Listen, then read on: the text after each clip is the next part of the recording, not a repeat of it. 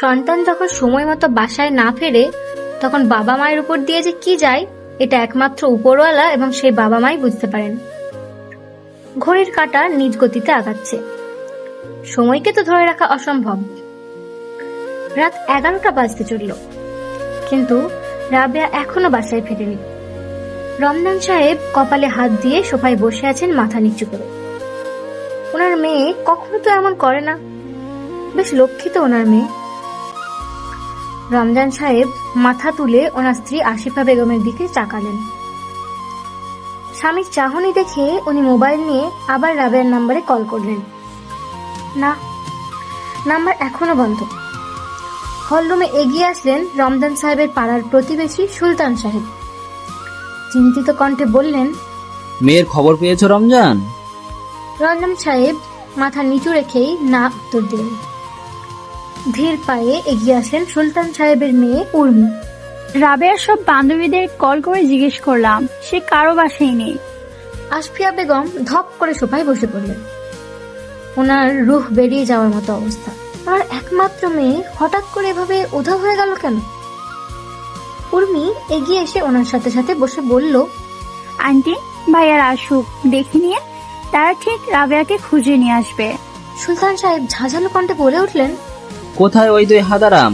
তারাও এখনো বাসায় ফেরেনি। আব্বু, ইয়ামিন ভাইয়ার আজ খুব জরুরি মিটিং আছে। উনি বলেছেন আমাকে আজ ফিরতে খুব রাত হবে, আর ইলিয়াস হয়তো বন্ধুদের সাথে বাহিরে। সুলতান সাহেব রাগে গজগজ করতে লাগলেন। বাড়ির মেয়ে উধাও আর ওনারা ছেলেরা নিজেদের কাজে ব্যস্ত। বেশ কিছুক্ষণ পর কলিং বেল বাজার শব্দ আসে। সবার বুক ধুকপুক করে উঠল। হয়তো রাবি এসেছে। উর্মি দৌড়ে গেল। দরজা খুলে দেখে ইলিয়াস দাঁড়িয়ে আছে। বাইরে ফোঁটা ফোঁটা বৃষ্টি পড়ছে। ইলিয়াস রাগী কণ্ঠে বলল, তোরা এই বাসায় আর আমি বাসায় গিয়ে কলিং বেল বাজিয়ে চলছি, কেউ খুলছেই না। সারাদিন হলে উর্মি ইলিয়াসের 12টা বাজিয়ে দিত, কিন্তু এখন চিন্তিত বলে কিছু বলল না। চুপচাপ সরে দাঁড়ালো। ইলিয়াস কিছুটা অবাক হলো। উর্মি তো তাকে ছেড়ে দেওয়ার মতো পাবলিক না। ধীর পায়ে সে ভেতরে প্রবেশ করে দেখে সবার চিন্তিত মুখ। উর্মির দিকে তাকিয়ে ইশারায় জিজ্ঞেস করে কি হয়েছে। উর্মি মন খারাপ করে বলল, রাবেয়া এখনো বাসায় ফিরেনি। ইলিয়াস চোখ বড় বড় করে ফেলল। ঘড়ির দিকে তাকিয়ে বলল, এখনো না, কোচিং তো 5টায় শেষ হয়, আর এখন তো রাত 11টা বাজে। সেটাই তো, জানা ভাইয়া, খুঁজে নিয়ে আয় মেয়েটাকে। হ্যাঁ যাচ্ছি। ইয়ামিন ভাইয়া কোথায়? ভাইয়ার তো আজ খুব জরুরি মিটিং আছে। ভাইয়া নিজেকে কাজের সাগরে ডুবিয়ে মারবে। বলেই ইলিয়াস আবার বেরিয়ে গেল। রাত 12:30। উর্মি দরজার পাশেই দাঁড়িয়ে আছে। রাবেয়ার পরিবার তাদের প্রতিবেশী। ছোটবেলা থেকে তারা পাশাপাশি বাসাতে থাকে। খুব ভালো সম্পর্ক দুই পরিবারের মাঝে। উর্মির মা ক্যান্সারে আক্রান্ত হয়ে মারা গিয়েছেন প্রায় 7 বছর আগে। স্ত্রী মরে যাওয়ার পর সুলতান সাহেব বেশ ভেঙে পড়েছিলেন। তখন রমজান সাহেব আর ওনার স্ত্রী ব্যবসা সংসার সামলাত। ওনাদের একমাত্র মেয়ে রাবেয়া। আর সুলতান সাহেবের 3 ছেলে মেয়ে। বড় ছেলে ইয়াসিন আর ছোট জমজ ছেলে মেয়ে ইলিয়াস আর উর্মি। আসফিয়া বেগমের সন্তান হচ্ছিল না। উনি সুলতান সাহেবের ছেলে মেয়েকে নিজের সন্তানের মতো দেখতেন। উর্মি ও ইলিয়াসের জন্মের 4 মাস পর উনি জানতে পারেন উনি মা হতে চলেছেন। উর্মি আর রাবেয়া 1.5 বছরের ছোট বড়। উর্মি রাবেয়াকে নিজের ছোট বোনের মতোই ভালোবাসে। হঠাৎ করেই উর্মির মোবাইল বেজে উঠল। স্ক্রিনে চোখ দেখে প্রিয় মানুষটার নাম ভাসছে। রিসিভ করে কানে ধরল। রাবেয়ার খবর পেয়েছো? না, তুমি কোথায় এখন? বাসায় যাচ্ছি। আসতে পারবে? এই সময় আব্বু কিছু বলবে না? উনি জানেন আমার সবচেয়ে বড় মেন্টর সাপোর্ট তুমি। মোস্তফা, আমি নিজেকে সামলাতে পারছি না। উর্মি, রিল্যাক্স, আমি আসছি, এখনই আসছি। আমি রাবেয়াদের বাসায় আছি। ওকে, আমি আসছি। উর্মি কল কেটে দিল। তারপর কিছুক্ষণ দাঁড়িয়ে রইল। বেশ কিছুক্ষণ পর মেন দরজা দিয়ে গাড়ি প্রবেশ করতেই উর্মি সোজা হয়ে দাঁড়ালো। বৃষ্টি খুব জোরে নেমেছে। মোস্তফা গাড়ি থেকে বেরিয়ে দৌড়ে আসলো উর্মির সামনে। উর্মি কিছুক্ষণ মোস্তফার দিকে তাকিয়ে থেকে আলতো করে জড়িয়ে ধরে মোস্তফার বুকে মাথা রাখল। মোস্তফা উর্মির মাথায় হাত বুলিয়ে বলল, চিন্তা করো না, রাবিয়া ঠিক ফিরে আসবে। উর্মি মাথা তুলে মোস্তফার দিকে তাকিয়ে কান্না জড়িত কণ্ঠে বলে উঠল, ও কখনো এত দেরি করে না। হ্যাঁ জানি, রাবিয়া খুব ভালো মেয়ে। আচ্ছা, তুমি কি কিছু জানো তার সম্পর্কে? যেমন কাউকে পছন্দ করে এমন কিছু? তখন উর্মি মাথা তুলে মোস্তফার দিকে ভ্রু কুঁচকে তাকিয়ে বলল, তুমি কি বলতে চাচ্ছ? কারোর সাথে পালিয়ে গিয়েছে সে? আমি এটা কখন বললাম উর্মি? উর্মি মুখ ঘুরিয়ে ফেলল। চিন্তার কারণে উল্টো পাল্টা কথা বলছে সে। মোস্তফা উর্মির হাত ধরে হলরুমে নিয়ে গেল। বড়দের সালাম দিয়ে উর্মিকে সোফায় বসিয়ে বলল, আমার একটা পুলিশ ফ্রেন্ড আছে, আমি তাকে সব বলেছি এবং রাবিয়ার ছবিও পাঠিয়ে দিয়েছি। ইনশাআল্লাহ আমরা রাবিয়াকে ঠিক খুঁজে পেয়ে যাব। চিন্তার মাঝেও সকলের মন কিছুটা শান্ত হলো। হয়তো এখন রাবিয়াকে খুঁজে পাবে তারা। রাত 1টা, দরজা দিয়ে প্রবেশ করলো ইয়ামিন। ভেজা কাক হয়ে এসেছে। তার রাগী চেহারা দেখে ঢোক গিলল উর্মি। বড় ভাইকে ভীষণ ভয় পায় সে। এগিয়ে গিয়ে ইয়ামিনের সামনে দাঁড়িয়ে বলল, ভাইয়া কোথায় ছিলেন আপনি? অনেকক্ষণ ধরে কল করছিলাম আপনাকে। বলেছিলাম না তোমায় আমার মিটিং আছে। উর্মি মাথা নিচু করে ফেলল। ইয়ামিন বিরক্ত নিয়ে এক নজরে সবাইকে দেখে উর্মিকে বলল, তোরা এই বাসায় কি করছিস? ভাইয়া, রাবেয়া কোচিনে যাওয়ার পর আর বাসায় ফেরেনি। ইয়ামিন সোফায় বসে শান্ত কণ্ঠে বলল। পালিয়ে গিয়েছে হয়তো কারোর সাথে। আশফিয়া বেগম হাত মুঠো শক্ত করে ফেললেন। ইলিয়াস আর উর্মিকে উনি ভীষণ ভালোবাসেন, কিন্তু ইয়ামিনকে সহ্য করতে পারেন না। ছেলেটা ছোটবেলা থেকেই এমন, সব সময় এমন এমন কথা বলে ওনার রাগ হয়। সুলতান সাহেব ঝাড়ি মেরে বলে উঠলেন, চর মেরে তো দাঁত ফেলে দেব। আমাদের রাবেয়া কি এমন মেয়ে? ইয়ামিন লম্বা নিঃশ্বাস ফেলে উঠে দাঁড়ালো। সবার উদ্দেশ্যে বলল, নিজেদের বাসায় চলুন এবং গিয়ে ঘুমান, সকালের মধ্যে ঠিক ফিরে আসবে। রমজান সাহেব বললেন, আর যদি না ফেরে? ফিরবে, জীবিত না হলেও মৃত হয়ে ফিরবে। বলেই ইয়ামিন উর্মিকে বলল চাবি নিয়ে বাসায় আসতে। ইয়ামিনের কথায় পরিবেশটা বেশ ভয়াবহ হয়ে গেল। মৃত হয়ে ফিরবে? আশফিয়া বেগম মাথা নিচু করে চোখের জল ফেলতে লাগলেন। ইয়ামিন বাসায় চলে গেল। সুলতান সাহেব কি বলবেন ভেবে পাচ্ছেন না। ওনার ছেলে প্রায় এমন কাণ্ড করে, আর ওনাকে লজ্জিত হতে হয়। মোস্তফা উর্মিকে বলল ইয়ামিনকে বাসার চাবি দিয়ে আসতে, না হলে আবার রাগারাগি করবে সে। ফজরের আজান ভাসছে চারপাশে। সারা রাত ধরে সবাই রাবেয়ার অপেক্ষায়। কারো চোখে ঘুম নেই। উর্মির এই অবস্থা দেখে মোস্তফা নিজের বাসায় যায়নি। কিভাবে যাবে? উর্মির কষ্ট তার সহ্য হয় না। মোস্তফা কিছুক্ষণ পর তার বন্ধুকে কল দিয়ে রাবেয়ার কথা জিজ্ঞেস করছে, কিন্তু কোনো খবর পাচ্ছে না। উর্মি মোস্তফার দিকে এগিয়ে গেল। তাদের জন্য মোস্তফারও কষ্ট হচ্ছে।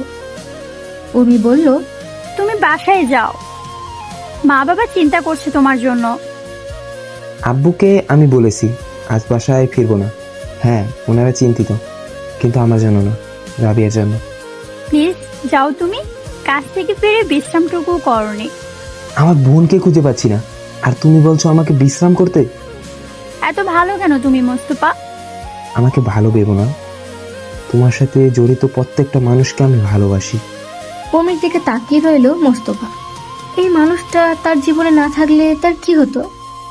মোস্তফা পকেট থেকে টুপি বের করে বলল, আমি নামাজ পড়ে আসি, তুমিও গিয়ে নামাজ পড়ে নাও, আল্লাহ সব ঠিক করে দিবেন। ইনশাল্লাহ। মোস্তফা মুচকি হেসে ভাষা থেকে বের হল। সুলতান সাহেব আর রমজান সাহেবও উঠে দাঁড়ালেন মসজিদে যাওয়ার জন্য।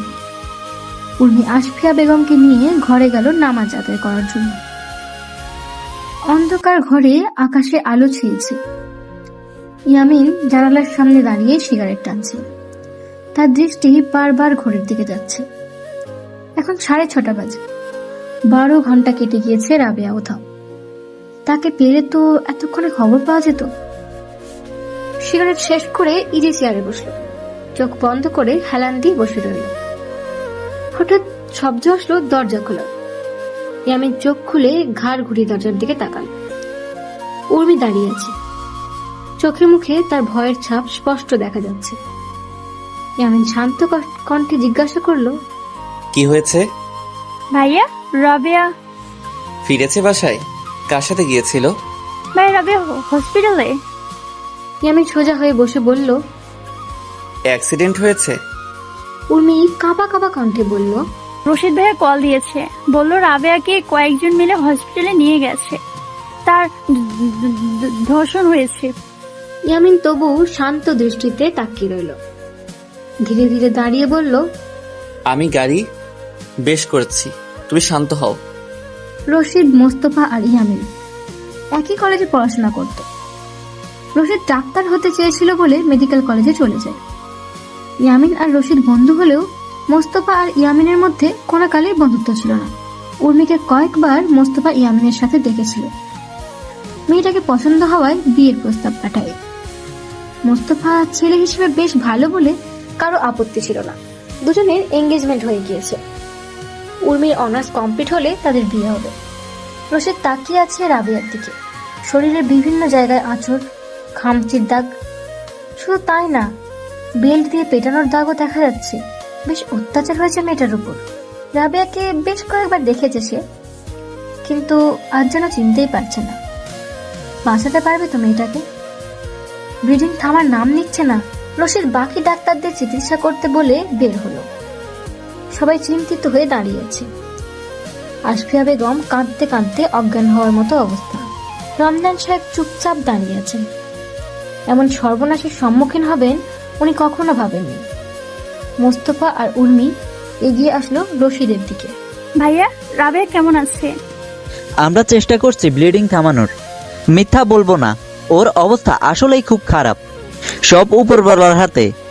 আশফিয়া বেগমের কান্নার গতি আরো বেড়ে গেল। রশিদ আর কি বলবে ভেবে পেল না, পাশ কাটিয়ে চলে গেল।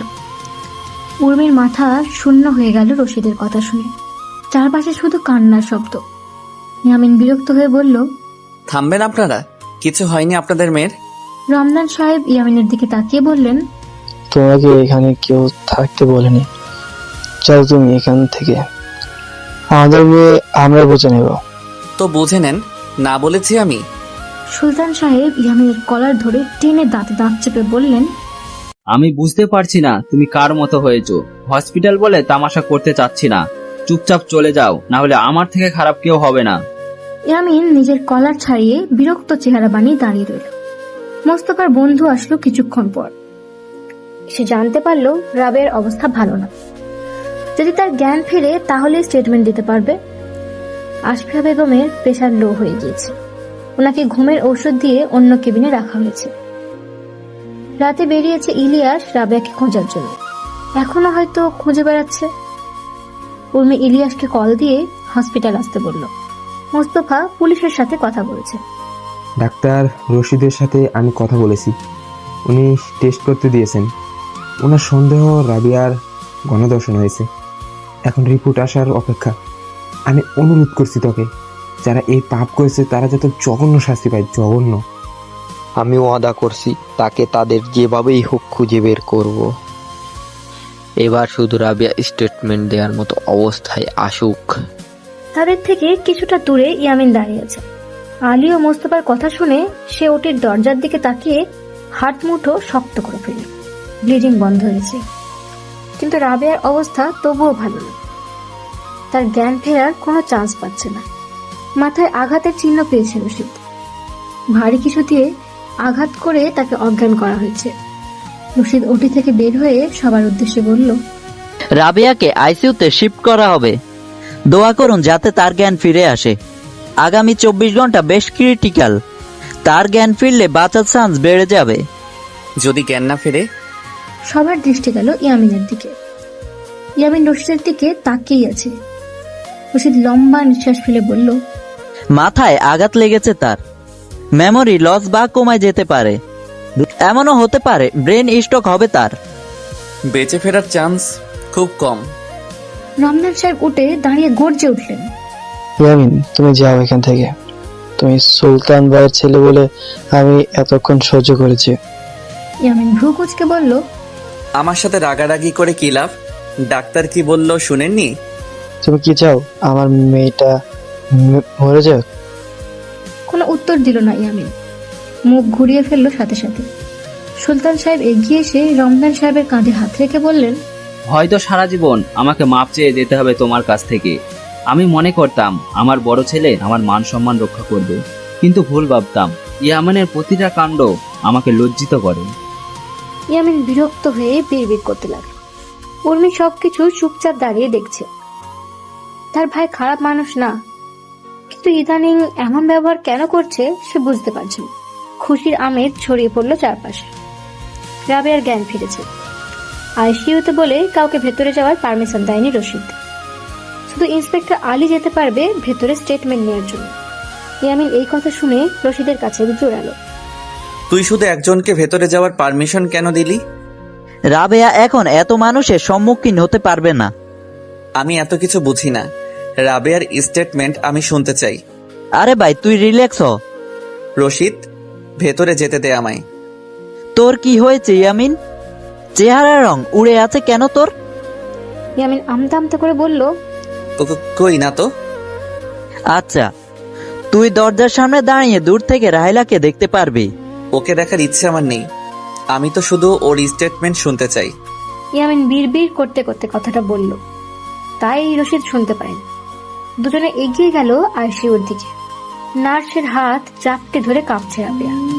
আলী বেশ দূরে দাঁড়িয়ে আছে।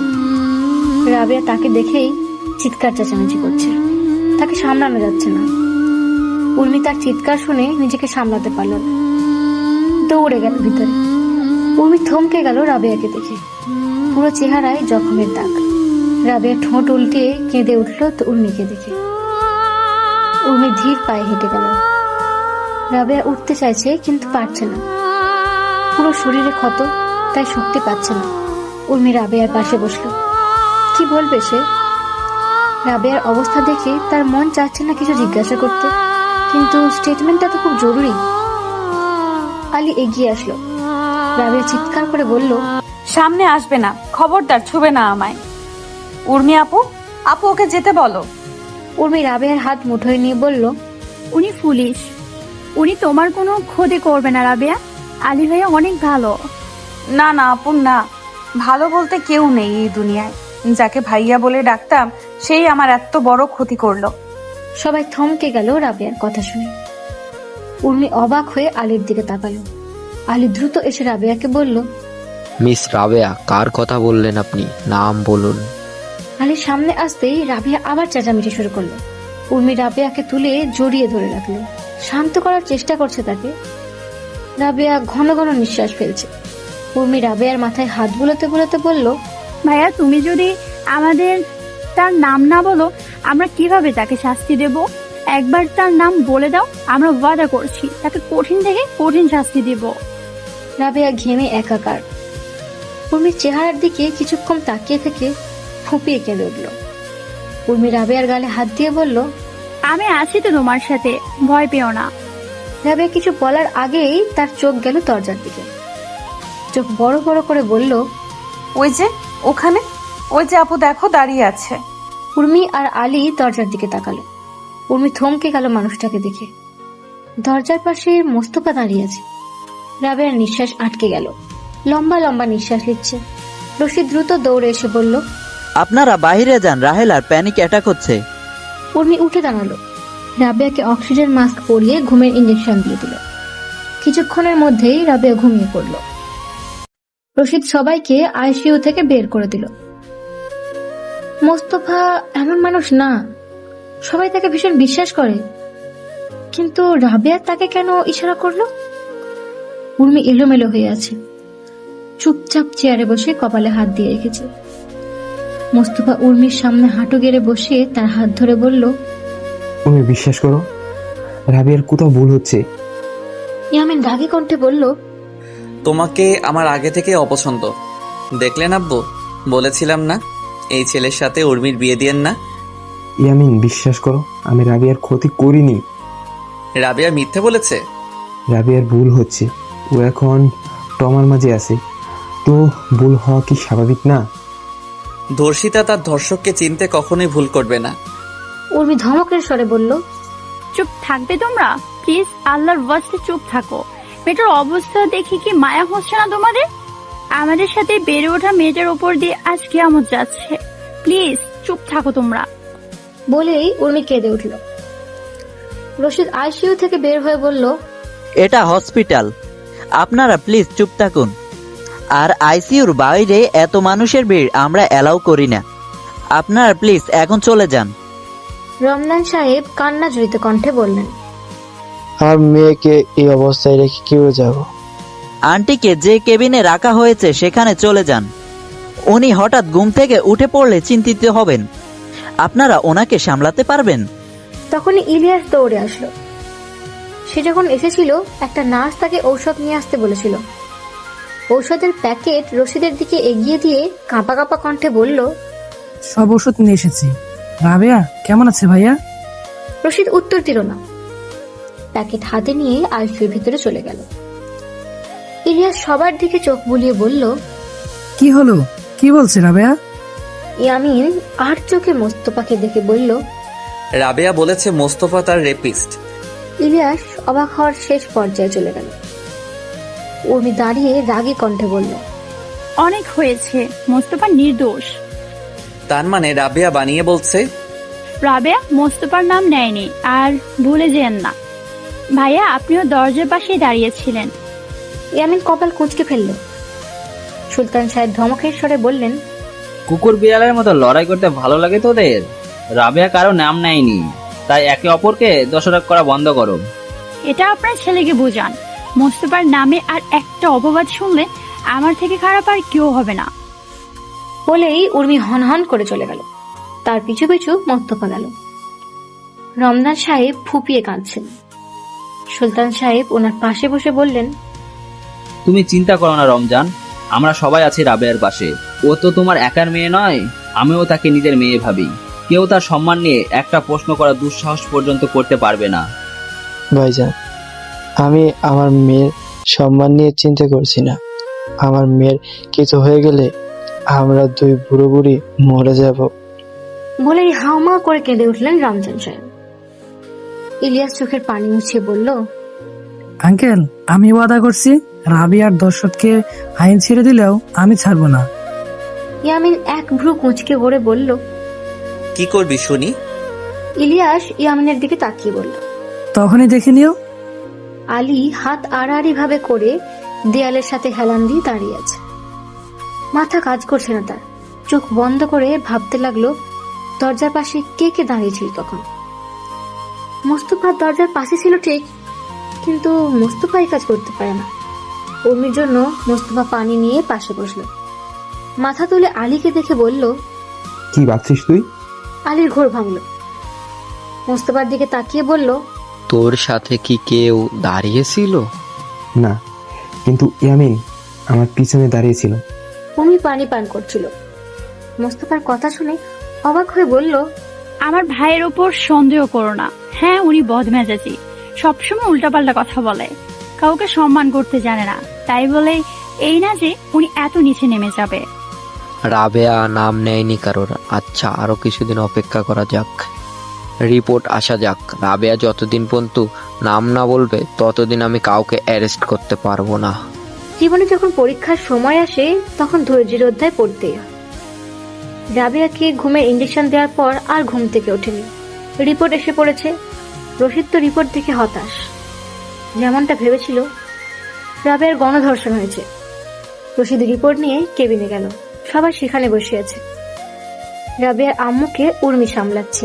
রশিদকে দেখে সবাই আগ্রহী হয়ে তাকালো। রশিদ মাথা নিচু করে ধীর পায়ে এগিয়ে আসলো। মোস্তফা ভীতু গলায় বলল, কি হলো রশিদ? রাবিয়া ঠিক আছে তো? রাহেলা গণধর্ষণ হয়েছে। এমন পরিস্থিতিতে কি বলবে কি করবে কেউ বুঝতে পারছে না। রাবেয়ার মা থমকে বসে আছে। বাবাও তপ দেখিয়ে দাঁড়িয়ে আছেন। আলী বলল, রাবেয়ার জ্ঞান ফিরতে কতক্ষণ লাগতে পারে? এটা আমি বলতে পারবো না। তার অবস্থা তত পর্যন্ত ভালো যত পর্যন্ত সে ঘুমে। কিন্তু ডক্টর রশিদ, আমার তার স্টেটমেন্ট নেওয়া খুবই প্রয়োজন। আমি জানি, কিন্তু তার প্রাণ বাঁচাতে হলে আপনাদের অপেক্ষা করতে হবে। তার জ্ঞান ফিরলে আপনারা তার সাথে হাসি খুশি থাকার চেষ্টা করবেন। আসফিয়া বেগম চোখে পানি মুছে বললেন, জি জি রশিদ, তুমি ঠিক বললে। আমার মেয়ে যদি আমাদের কাঁদতে দেখে অনেক কষ্ট পাবে। রশিদ হতাশা নিয়ে চলে গেল। সাথে আলিও গেল কেসের সম্পর্কে কিছু কথা বলার জন্য। সবাই নিজেদের মতো আবার অপেক্ষা করতে লাগলো রাবেয়ার ঘুম থেকে ওঠা। করিডোরের চেয়ারে বসে আছে ওরা। সে ইয়ামিনের কথা ভাবছে। রাবেয়া ইয়ামিনকে দেখলে কেন পাগলামি করলো তখন? ইয়ামিন কি এমন কাজ করতে পারে? মোস্তফা ইলিয়াসের সাথে কথা বলতে বলতে এগিয়ে আসে। উর্মিকে দেখে চিন্তিত লাগছে। ইলিয়াস উর্মির পাশে বসল। উর্মির হাত ধরতেই উর্মি চমকে ইলিয়াসের দিকে তাকালো। চিন্তা করিস না, রাবেয়া ঠিক হয়ে যাবে। উর্মি নড়ে চড়ে বসলো। ইনশাল্লাহ। ভাই, সবাই না খেয়ে আছে, গিয়ে সবার জন্য খাবার নিয়ে আয়। ইয়ামিন ভাইয়া অলরেডি সবার জন্য খাবার নিতে গিয়েছে। ও, তোমরা একটা বিষয় নোট করেছো? তারা দুজন মোস্তফার দিকে তাকালো। রাবিয়া ইয়ামিনকে না পুরুষ মানুষ দেখলেই পাগলামো করে। কিন্তু আইসিইউর ভেতরে তখন রাশিদ ভাইও ছিল, তাই না? তো ভাইয়াকে দেখে তো রাবেয়া পাগলামো করেনি। উর্মি লম্বা নিঃশ্বাস ফেলে বলল, আমি কিছু বুঝতে পারছি না। ইলিয়াস ভাইয়া এমন কাজ করতে পারে? ভাইয়া ছোটবেলা থেকে রাবেয়াকে দু চোখে সহ্য করতে পারে না, তাই বলে ভাইয়া এই কাজ করবে? না রে, ভাইয়ার উপর আমার ভরসা আছে। দূর থেকে হঠাৎ ইয়ামিনের কণ্ঠ ভেসে আসলো। মনে হচ্ছে রাবিয়া নাটক করছে। তারা সবাই ইয়ামিনের দিকে তাকালো। ইয়ামিন পকেটে হাত দিয়ে তাদের দিকে হেঁটে এসে আবার বলল, আর তোমরা হয়তো ভুলে যাচ্ছ রাবিয়া আমাকে না মোস্তফাকে দেখে পাগলামো করেছে। ভাইয়া, আমি আপনাকে রিকোয়েস্ট করছি, চলে যান এখান থেকে। ভাই থেকেও বেশি এখনই পরপুরুষ। পরপুরুষ ছিল, এখন সে আমার হবু স্বামী। তার সম্পর্কে একটা বাজে কথা আমি সহ্য করব না। ইয়ামিন মোস্তফার দিকে তাকিয়ে তাচ্ছিল্যের হাসি দিয়ে বলল, কি জাদু করেছো আমার বোনের উপর? তুমি রেপিস্ট হলেও তোমার উপর অন্ধের মতো বিশ্বাস করবে। উর্মি দাঁড়িয়ে ইয়ামিনের চোখে চোখ রেখে বলল, হ্যাঁ, আমি তাকে অন্ধের মতো বিশ্বাস করি। সে মানুষটাই এমন। আপনাকে চিনতে আমার ভুল হয়েছে ভাইয়া। আপনি ভাই বলে আমি ভাবতে পারছি না আপনি রাবেয়ার রিফেস্টেড। কিন্তু যদি রাবেয়া... উর্মি পুরো কথা শেষ করার আগেই ইয়ামিন দাঁতে দাঁত চেপে বলল, ইয়ামিন হোসেনের এত বাজে দিন আসেনি ওই মেয়েকে ছুঁয়ে দেখবে। ওর প্রতি আমার কোনো কালেই ইন্টারেস্ট ছিল না। তো এমন আজে বাজে অপবাদ দেওয়া বন্ধ করো। ইলিয়াস দাঁড়িয়ে উঁচু স্বরে বলল, থামো তোমরা। এখন আমাদের সম্পর্কের মাঝেও কি ফাটল তৈরি করবো আমরা? আমরা যদি এভাবে একের পর একের সাথে ঝগড়া করে থাকি, তাহলে রাবেয়ার দর্শক তো পার পেয়ে যাবে। তোমার বোনকে বোঝাও, আর একবার যদি আমার উপর সন্দেহের আঙ্গুল তুলে ভুলে যাব ও আমার আপন বোন। বলেই ইয়ামিন হন হন করে চলে গেল। মোস্তফা হাত মুঠো শক্ত করে ইয়ামিনের যাওয়ার পথে তাকিয়েছে। উর্মি লম্বা নিঃশ্বাস ফেলে নিজেকে শান্ত করল। মোস্তফা উর্মিকে নিয়ে বাইরে বের হয়েছে। উর্মির মানসিক যন্ত্রণা হচ্ছে বেশি ভাবতে ভাবতে। সময়টা এখন বিকাল, রোদ নেই আকাশে, হালকা হালকা ঠান্ডা বাতাস বইছে চারপাশে। উর্মি হাত আড়াআড়ি ভাবে ভাঁজ করে মোস্তফার পাশাপাশি হাঁটছে। দুজনেই চুপ, কিন্তু এই নীরবতা খারাপ লাগছে না তাদের। আবার প্রিয় মানুষটা পাশে থাকার পরও চুপ থাকাটা কি ভালো দেখায়? মোস্তফা নীরবতা ভাঙলো। চলো রেস্টুরেন্টে গিয়ে কিছু খাওয়া যাক। তুমি রাত থেকে না খেয়ে আসো। আমার গলা দিয়ে খাবার নামবে না মোস্তফা। এভাবে তো তুমিও অসুস্থ হয়ে পড়বে। তুমি অসুস্থ হয়ে পড়লে তো আমার কষ্ট হবে, জানো না? উর্মি দাঁড়িয়ে ভ্রু কুঁচকে মোস্তফার দিকে তাকালো। মোস্তফাও দাঁড়িয়ে উর্মির চাহনি দেখে বলল, আমি ভুল কিছু বললাম? তুমি থাকতে আমি অসুস্থ হতে পারি? মোস্তফা শব্দ করে হাসলো। উর্মি মুচকি হাসলো তার হাসি দেখে। হাত বাড়িয়ে মোস্তফার বাম হাত জড়িয়ে কাঁধে মাথা রেখে লম্বা নিঃশ্বাস ফেলল। বেশ শান্তি অনুভব হয় মানুষটা পাশে থাকলে। মোস্তফা উর্মির কপালে থাকা চুলগুলো সরিয়ে বলল, আমাকে বিশ্বাস করার জন্য ধন্যবাদ। যে সম্পর্কে অবিশ্বাস সৃষ্টি হয় সে সম্পর্কে কোনো মূল্য থাকে না। আমি জানি তুমি কেমন, আর আমি এটাও জানি তুমি গতকাল তোমার কাজে ব্যস্ত ছিলে। তুমি রাবেয়াকে বোনের মতো দেখো, তো তোমার উপর সন্দেহ কিভাবে করি? মোস্তফা উর্মির কপালে চুমু দিয়ে বলল, ভালোবাসি উর্মি। আমারও জবাব দিতে হবে? মোস্তফা মুচকি হেসে না সূচক মাথা নাড়ল। রাবেয়ার অবস্থা কিছুটা ভালো হয়েছে। 22 ঘন্টার পর তার ঘুম ভেঙেছে। রশিদ ইচ্ছে করেই তাকে হাই পাওয়ারের ঘুমের ইঞ্জেকশন দিয়েছিল, কারণ সে খুব ভয় পায় জেগে থাকলে। মাথায় আঘাত লেগেছে, বেশি চিন্তা করলে ব্রেন স্ট্রোক হতে পারে। আলী পারছে না তার স্টেটমেন্ট নিতে। রশিদ কোনো পুরুষ মানুষ ভেতর যেতে দেয়নি। রাবেয়ার মাও শুধু একবার মেয়ের সাথে দেখা করেছে। তাকে সেই ঘটনা নিয়ে কোনো প্রশ্ন করা হয়নি এখন। প্রশ্ন করলে যদি প্যানিক অ্যাটাক হয়। রাত 2টা বাজে এখন। মোস্তফা বাসায় চলে গিয়েছিল। কিছুক্ষণ বিশ্রাম নিয়ে আবার হসপিটাল এসেছে। সুলতান সাহেবকে জোর করে ইলিয়াস বাসায় দিয়ে এসেছে। রমজান সাহেব আর আশফিয়া বেগমকেও বলেছিল, কিন্তু ওনারা কোনো মতেই মেয়েকে একা রেখে যাবেন না। রাবেয়া তো ওনাদের কলিজার টুকরা, তাই কেউ আর জোর করেন।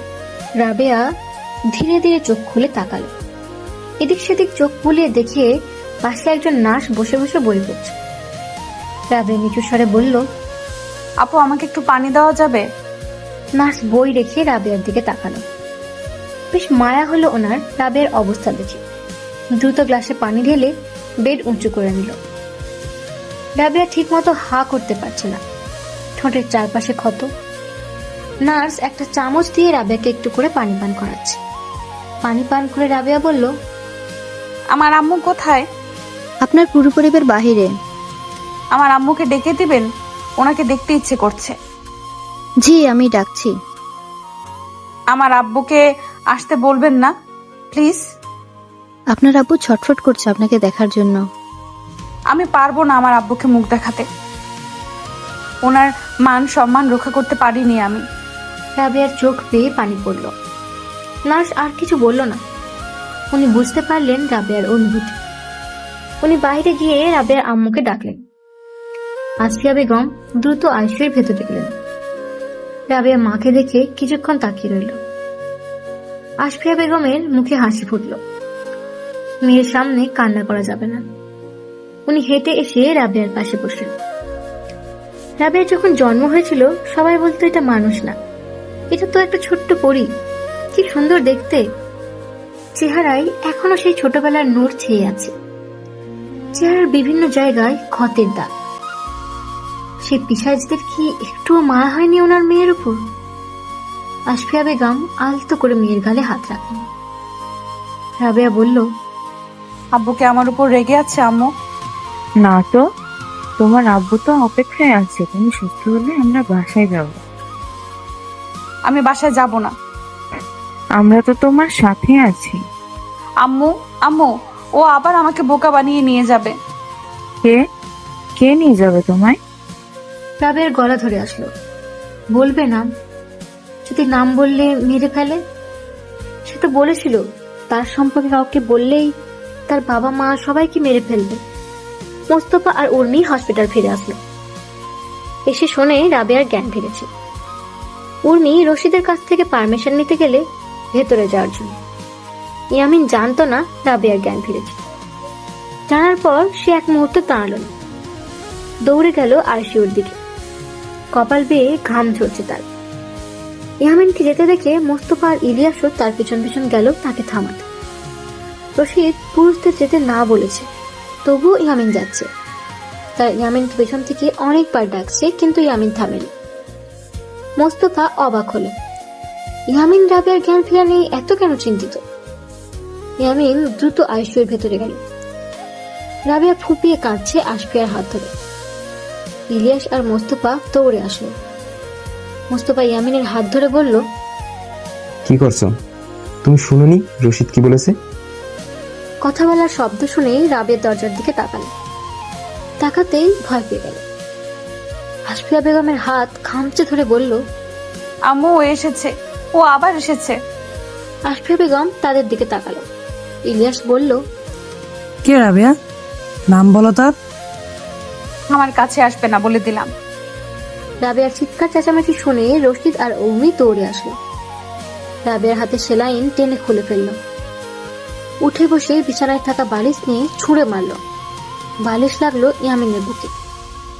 ইয়ামিন শান্ত দৃষ্টিতে তাকিয়ে আছে রাবিয়ার দিকে। আশফিয়া বেগম পারছে না মেয়েকে সামলাতে। উর্মি দৌড়ে গেল। রাবেয়া বুকের সাথে জড়িয়ে ধরে শান্ত করার চেষ্টা করছে। রশিদ নার্সকে বলল রাবেয়াকে আবার ঘুমের ইঞ্জেকশন দিতে, কিন্তু লো পাওয়ারের। ইয়ামিন ঝুঁকে বালিশ নিয়ে এগিয়ে আসলো। রাবেয়া উর্মিকে আরো শক্ত করে বলল, আপু ওকে যেতে বলো। উর্মি পিছনে ঘুরে দেখে ইয়ামিন দাঁড়িয়ে আছে। উর্মির চোখ বেয়ে পানি পড়লো ভাইকে দেখে। নার্স রাবেয়াকে ঘুমের ইঞ্জেকশন দিল। রাবেয়া চিৎকার করে কাঁদছে। কাঁদতে কাঁদতে ঘুমিয়ে পড়ল। উর্মি রাবেয়াকে শুইয়ে দিয়ে শরীরে চাদর টেনে দিল। ইয়ামিন কাছে এসে উর্মির দিকে বালিশ এগিয়ে দিয়ে বলল, ওর মাথার নিচে বালিশ দাও। উর্মি খপ করে ইয়ামিনের হাত থেকে বালিশ নিয়ে বলল, বের হন আপনি এখান থেকে, আপনার চেহারা পর্যন্ত দেখতে চাই না আমি। ইয়ামিনের দৃষ্টি রাবেয়ার দিকে। আশফিয়া বেগম ইয়ামিনকে সজোরে ধাক্কা দিয়ে বললেন, দূরে থাকো আমার মেয়ের থেকে। ইয়ামিন দু কদম পিছিয়ে গেল, কিন্তু তার দৃষ্টি রাবেয়ার উপর থেকে সরছে না। ইলিয়াস এসে ইয়ামিনকে টেনে বাইরে নিয়ে গেল। ভাইয়া, আপনি কি সত্যি রাবিয়াকে? ইলিয়াস পুরো প্রশ্নটা করতে পারল না। ইয়ামিন ধীর পায়ে এগিয়ে গেল। ইলিয়াস আবার বলল, কোথায় যাচ্ছেন ভাইয়া? তাহাজ্জুদ পড়তে। ইয়ামিন এলোমেলো পায়ে হেঁটে হসপিটাল থেকে বেরিয়ে গেল।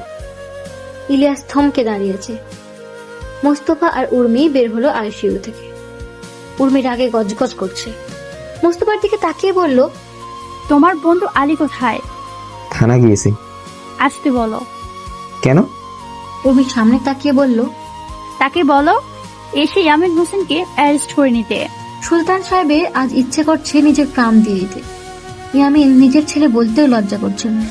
রমজান সাহেব রাগে কটমট করছেন। আশফিয়া বেগম কপালে হাত রেখে ফুঁপিয়ে কাঁদছেন।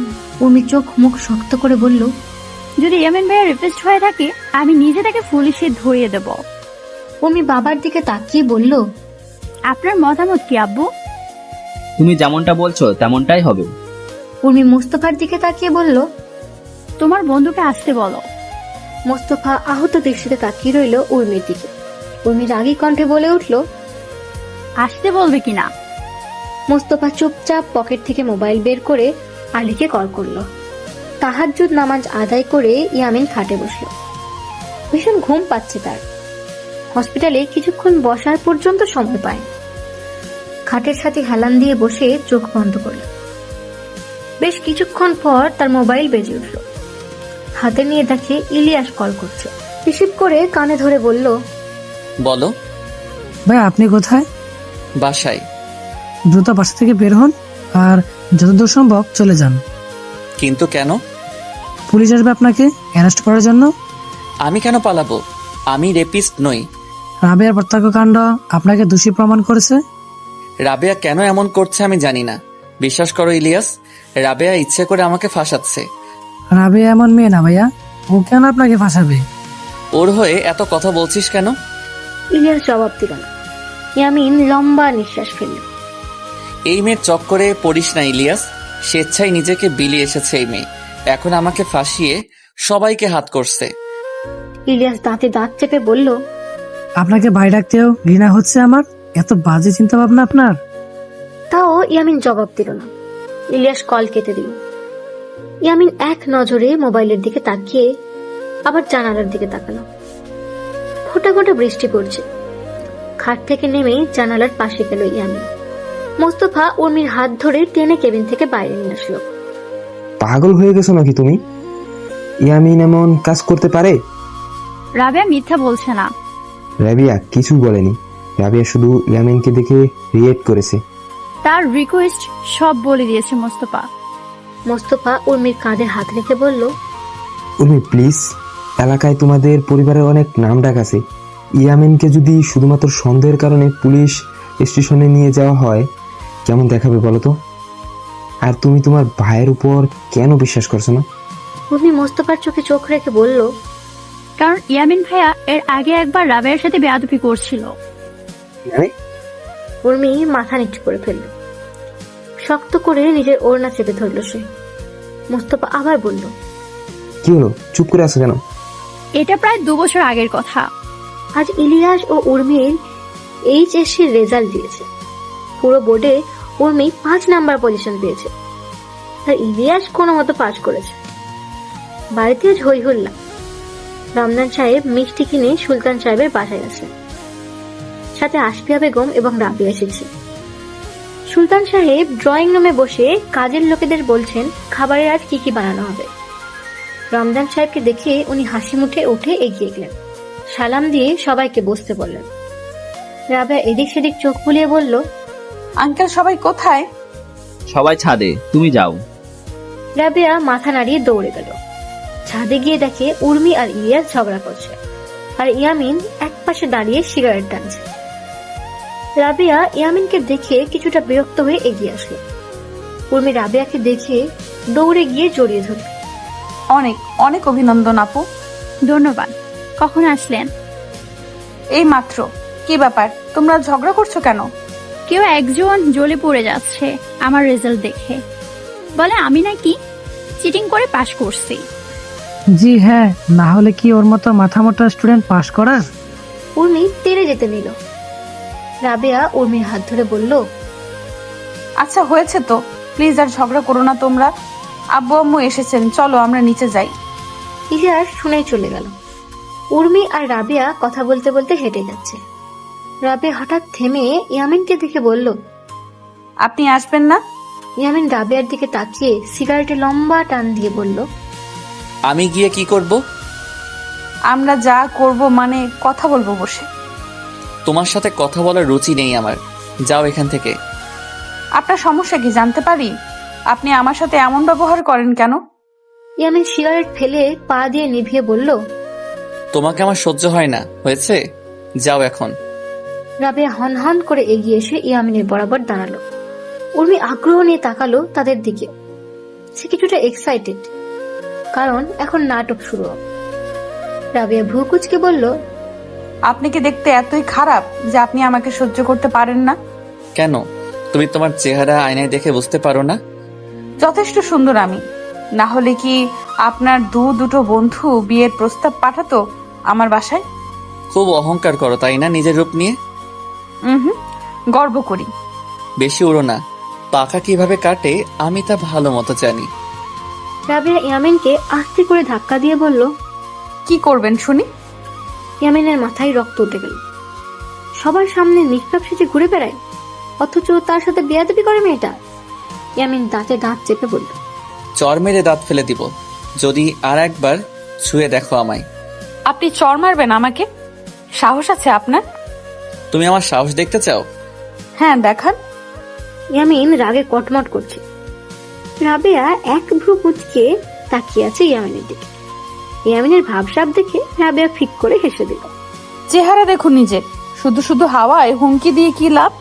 আজকের পর থেকে আমার উপর রাগ ছাড়ার আগে 101 বার ভেবে নিবেন মিস্টার ইয়ামিন হোসেন।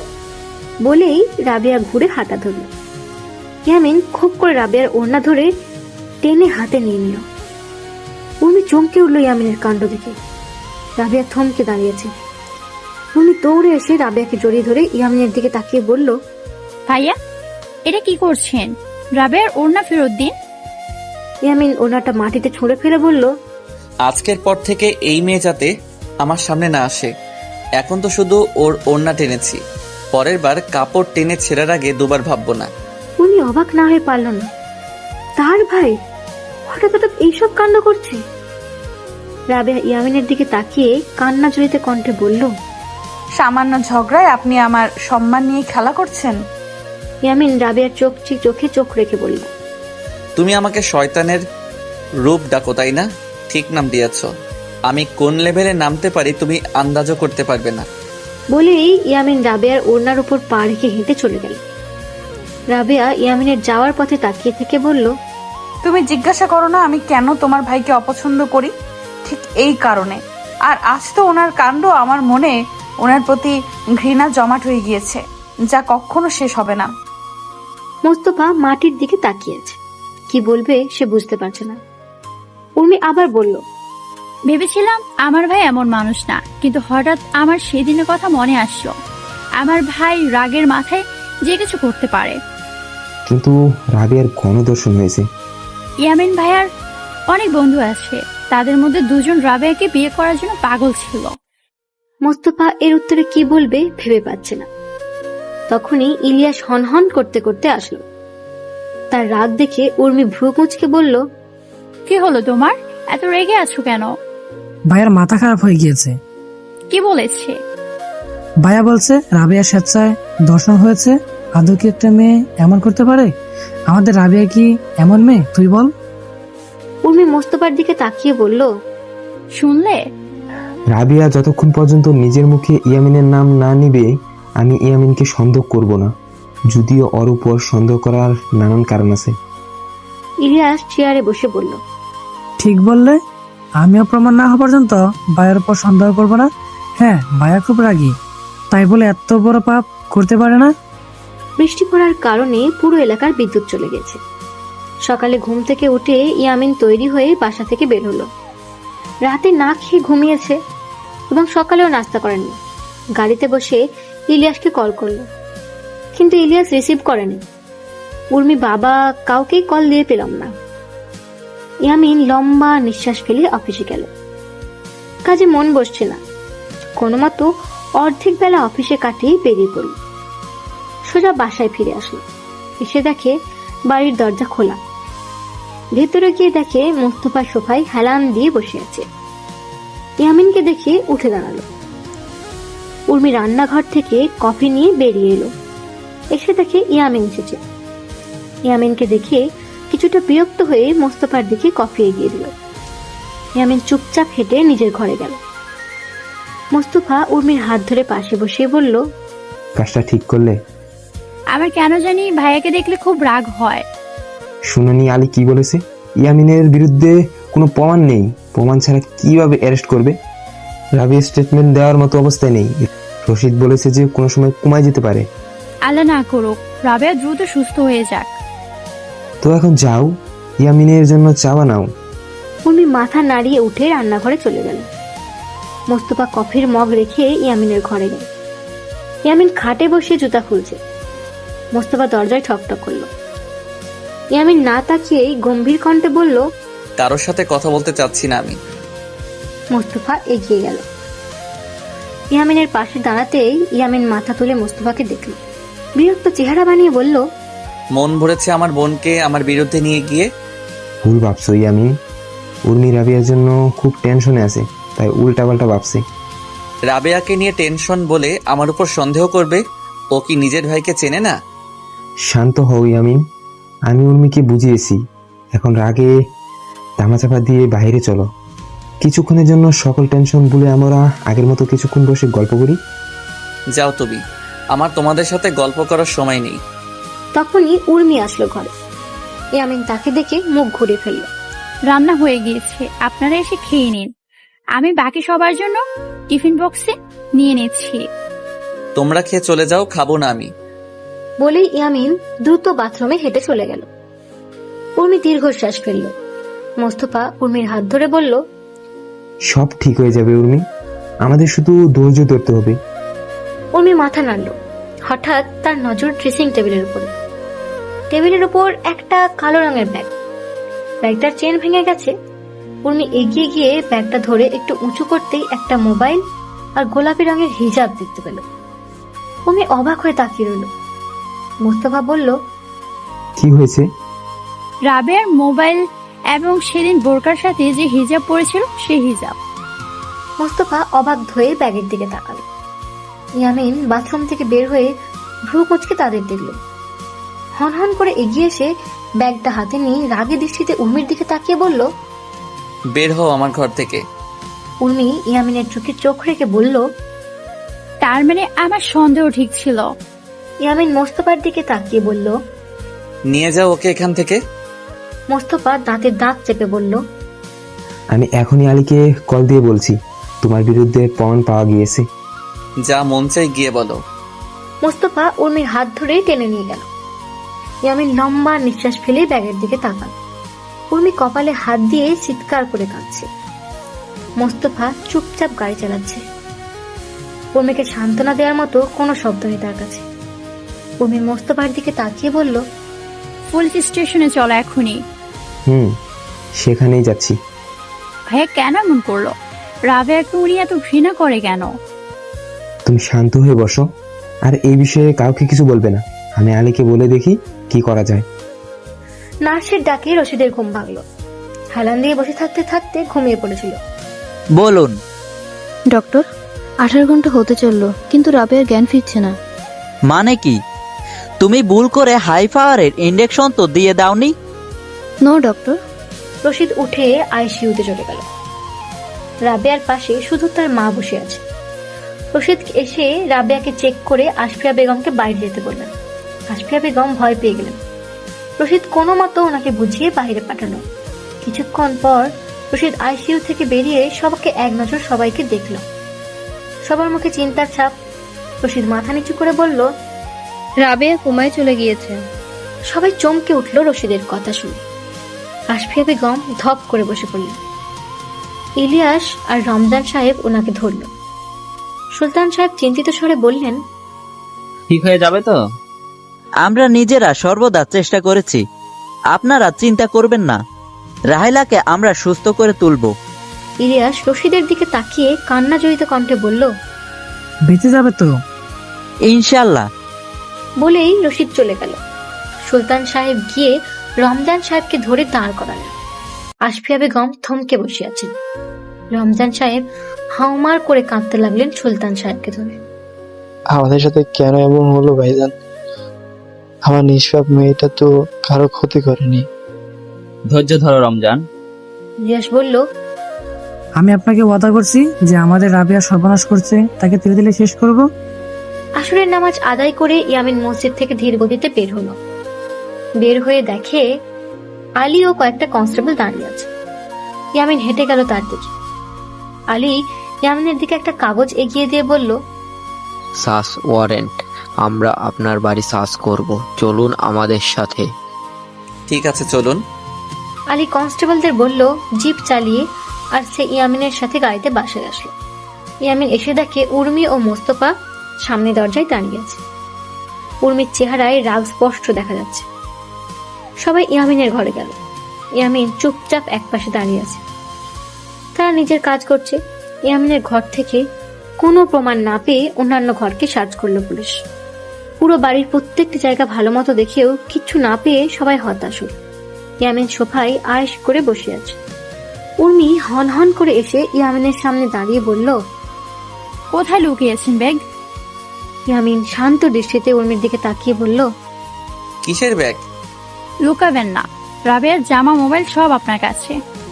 তোমার কাছে কি প্রমাণ আছে যে এসব কিছু আমার কাছে আছে? উর্মি ঝুঁকিয়ে ইয়ামিনের চোখে চোখ রেখে বলল, আপনাকে ভাই ডাকতে ঘৃণা হচ্ছে আমার। আপনি কিভাবে পারলেন এসব করতে? ইয়ামিন কিছু বলল না। মোস্তফা এসে উর্মির হাত ধরে নিজের দিকে ঘুরিয়ে বলল, এই মানুষটার সাথে তর্ক করে লাভ নেই। ইলিয়াস কল দিয়ে বলল, রাবেয়া কোমায় চলে গিয়েছে, আমাদের এখনই হসপিটাল যেতে হবে। উর্মি অবাক হয়ে মোস্তফার দিকে তাকালো। এই কেমন পরীক্ষা দিচ্ছে তারা? আর কতদিন ধৈর্য রাখতে হবে? আলী এসে ইয়ামিনের দিকে সেই কাগজটা এগিয়ে দিয়ে বলল, এখানে সাইন করুন। পুরো বাড়ি খুঁজে কিছুই পাইনি। পাবেনও না, কারণ আমার কাছে কিছু নেই। উর্মি তেড়ে গিয়ে ইয়ামিনের কলার ধরে বলল, আপনি আমার ভাই হতে পারেন না। এত নির্লজ্জ, এত বাজে মানুষ আমার ভাই কখনোই হতে পারে না। ইয়ামিন এখন শান্ত হয়ে বসে আছে। মোস্তফা উর্মিকে ছাড়িয়ে বুকে ভরে নিল। উর্মি শব্দ করে কাঁদছে। ইয়ামিন নিজের পাঞ্জাবির কলার ঠিক করে বলল, সাবধান উর্মি, আমি না হলেও তোমার কাছের থেকে কাছের মানুষও ধর্ষক হতে পারে। উর্মি রাগী কণ্ঠে বলল, খবরদার, মোস্তফার সম্পর্কে কিচ্ছু বলবেন না। সে আপনার মতো খারাপ না। ইয়ামিন লম্বা নিঃশ্বাস ফেলে আলীর হাত থেকে কাগজ নিয়ে সাইন করে আবার ফিরিয়ে দিল। আলী আসি বলে কনস্টেবলদের নিয়ে চলে গেল। উর্মি আর মোস্তফাও হাঁটা দিল। তারা যেতেই ইয়ামিন দরজার দিকে গেল। পুলিশ জিপ ও মোস্তফার গাড়ি এগিয়ে যাচ্ছে। সে নিজের গাড়ির দিকে তাকালো। শান্ত গলায় বলল, আমার জীবনে দেখা সবচেয়ে অচল পুলিশ টিম। বাড়ি সার্চ করলো কিন্তু গাড়ি না। সার্চ করলে কিছু তো পেয়ে যেত। উর্মি আর মোস্তফা হতাশ হয়ে হসপিটালে আসলো। এত কষ্ট করে কোনো লাভ হলো না। রাবেয়া এখনো কোমায়, তার সুস্থ হতে কতদিন লাগবে আন্দাজ করতে পারছে না। ইলিয়াস ও সুলতান সাহেব মিলে রমজান সাহেবকে জোর করে খাইয়ে দিচ্ছে। উর্মি এসে বাবার পাশে বসলো। সুলতান সাহেব মেয়েকে এক নজর দেখে বলল, কি হয়েছে মামনি? বারবার হেরে যাচ্ছে আব্বু। এতে মন খারাপ করার কি আছে? এখন হয়তো ভাগ্য খারাপ, কিন্তু এক না একদিন জয় তোমারই হবে। উর্মি বাবার দিকে তাকিয়ে বলল, আমার ভাগ্য কখনো ভালো হবে না আব্বু। জয়লাভ করার দিনটাই হবে আমার জীবনের সবচেয়ে কষ্টের দিন। সুলতান সাহেব আলতো করে মেয়েকে বুকের মাঝে ভরে নিল। ওনার স্ত্রী চলে যাওয়ার পর ছেলে মেয়েদের অনেক কষ্টে মানুষ করেছে, তাদের কষ্ট দেখলে যে কলিজাটা ফেটে যায়। রাবেয়াকে কেবিনে শিফট করা হয়েছে। সকলে রাবেয়া কেবিনে জমাট বেঁধেছে। উর্মি তাকিয়ে রইল রাবেয়ার দিকে। নিষ্পাপ বাচ্চাদের মতো চোখ বন্ধ করে শুয়ে আছে। উর্মির ইচ্ছে করলো একবার তাকে ডাকতে, কিন্তু ডেকে লাভ নেই। রাবেয়া উঠবে না। ইলিয়াস এসে উর্মিকে বলল, খাবার নিয়ে আসিসনি? আঙ্কেল আন্টিকেও বাড়ি থেকে খাবার এনে খাওয়াতে হয়েছে।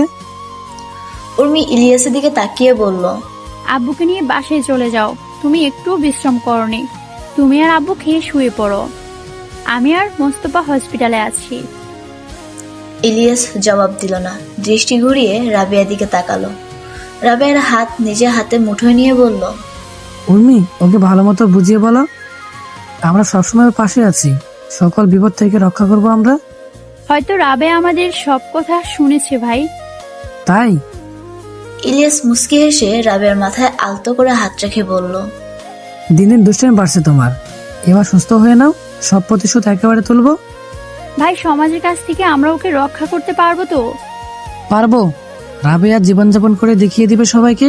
পথেও একা থাকলেও ছায়া হয়ে তার সাথে থাকবো আমি। বিপদ তাকে শুয়ে পর্যন্ত দেখতে পারবে না। সমাজের বাজে লোকেরা আঙ্গুল তোলার আগে তার হাত কেটে দেবো আমি। উর্মি অবাক হয়ে ইলিয়াসের দিকে তাকিয়ে রইল। ইলিয়াস উর্মির দিকে তাকিয়ে আবার বলল, আমার কথা মানে বুঝতে পারিসনি তো? কিছুক্ষণ ভাব, বুঝে যাবি। উর্মির মুখে হাসি ফুটে উঠল। জড়িয়ে ধরল ভাইয়াকে। সব বুঝেছি ভাই, সব বুঝেছি। তোমার মতো মানুষ যাতে প্রত্যেকের ঘরে জন্মায়। হয়েছে হয়েছে, রাবেয়ার খেয়াল রাখিস, আমরা আসছি। উর্মি ইলিয়াসকে ছেড়ে চোখের পানি মুছে মাথা নাড়ল। ইজি চেয়ারে বসে একটার পর একটা সিগারেট শেষ করছে ইয়ামিন। গাড়ির হর্নের শব্দ শুনে উঠে দাঁড়ালো। ঘর থেকে বেরিয়ে দেখে দরজা দিয়ে বাবা প্রবেশ করছে। ইয়ামিন ঘরে এসে সিগারেট ফেলে পুরো ঘরের রুম স্প্রে ফিটিয়ে দিল। যদিও বাবা তার ঘরে আসবে না সে জানে। ইলিয়াস এসে দরজায় টোকা দিল। ইয়ামিন দরজার দিকে তাকিয়ে আবার ইজি চেয়ারে বসে পড়ল। কিছু বলবে? আপনি খাবার খাননি এখনো? ক্ষুধা নেই, তুমি বাবাকে নিয়ে খেয়ে নাও। আর হ্যাঁ, ওনার ওষুধ এনেছি, ড্রয়ারে রাখা আছে, খাইয়ে দিও।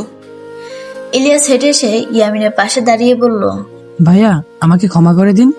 ক্ষমা চাচ্ছ কেন? অনেক বাজে ব্যবহার করেছে আপনার সাথে। সমস্যা নেই, যাও এখন গোসল করে খেয়ে নাও, তোমার শরীর থেকে মেডিসিনের গন্ধ আসছে। ইলিয়াস মাথা নাড়িয়ে চলে গেল। ইয়ামিন হেলান দিয়ে বসে লম্বা নিঃশ্বাস ফেলে চোখ বন্ধ করলো। রাবেয়ার পাশে বসে আছে উর্মি। পলকহীন দৃষ্টিতে তাকিয়ে আছে রাবেয়ার দিকে। ছোটবেলা থেকে তারা বেস্ট ফ্রেন্ড। রাবেয়া তার ও মোস্তফার অনেক সাহায্য করেছে, যেমন তাদের ছাদে দেখা করানো, আবার গিফট আদান প্রদান করে দেয়া। ইয়ামিন সবসময় উর্মিকে চোখে চোখে রাখত, তাই রাবেয়া ও ইলিয়াস মিলে তাদের সাহায্য করত। মোস্তফা উর্মির উদ্দেশ্যে বলল, খাবার নিয়ে এসেছি, খেয়ে নাও। উর্মি মোস্তফার দিকে তাকিয়ে বলল, ক্ষুধা পাচ্ছে না আমার। তোমার কি অসুস্থ হওয়ার ইচ্ছে আছে?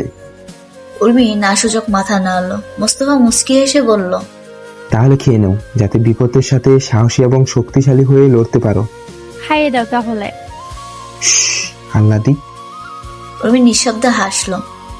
ইয়ামিন ঘর থেকে বের হলো। বাবা ঘরের সামনে গিয়ে আস্তে করে লক ঘুরিয়ে দেখে খোলা। উকি দিয়ে দেখে বাবা ঘুম।